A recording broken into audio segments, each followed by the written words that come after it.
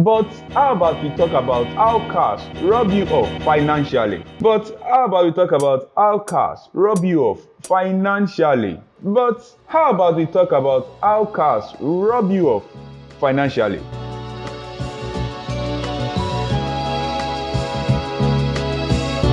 Hi guys, Oluwatobi Jetro here.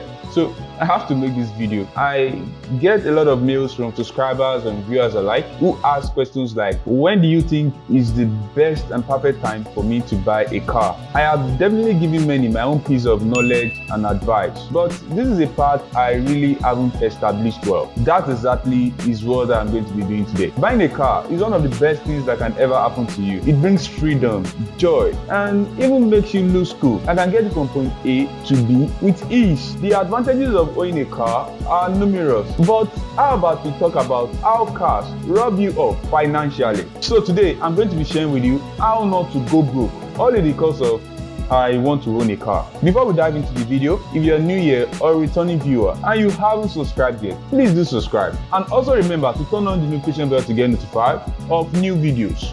Without further ado, let's dive straight into the video. Number 1, don't buy a car you cannot maintain 99.9% of the time.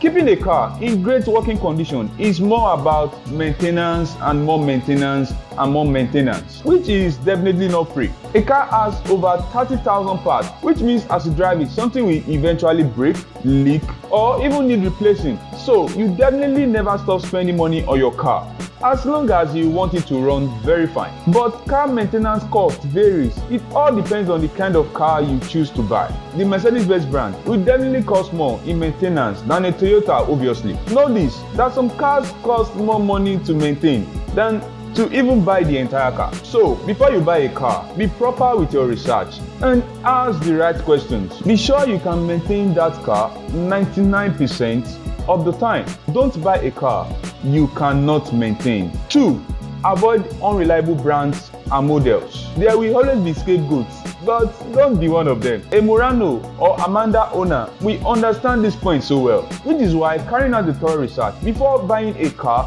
is really important. Certain car models and brands are not solely for unreliability. You can check out my list of unreliable car models in the top banner above.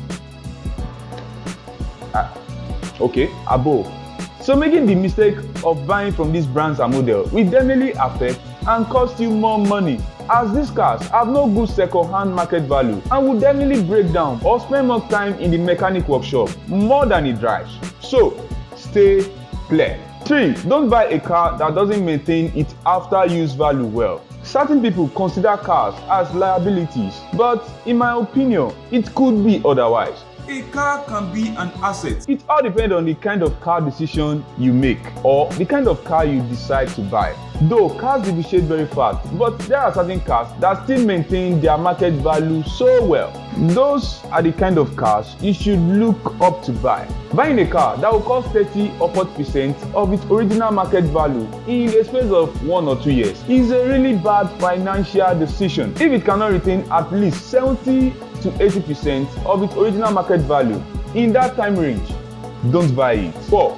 stay away from cheap luxury cars. I admit, I personally made a couple of videos about cheap luxury cars that will make you look rich. But bro, don't do it. Now, buying a cheap luxury car when you know fully well you cannot maintain it is a really bad idea. That it is cheap doesn't mean you should buy it, and that it will make you look rich doesn't mean you should buy it either. If you have great value for your financial status, luxury cars like the Jaguar X-Type cost far less than an Accord, but maintenance costs will set you off the roof. But most people buy these cars to stand out or make huge financial and social statements. But is it worth it? Maybe, depending on your reason for buying the car. But if you know fully well your reason for buying the car will hurt your pocket, please stay clear. 5, don't buy a car you cannot afford twice. This may be a form of financial intelligence, but please don't buy a car you cannot afford to buy 2 of its examples in one go. If you can't afford that car twice,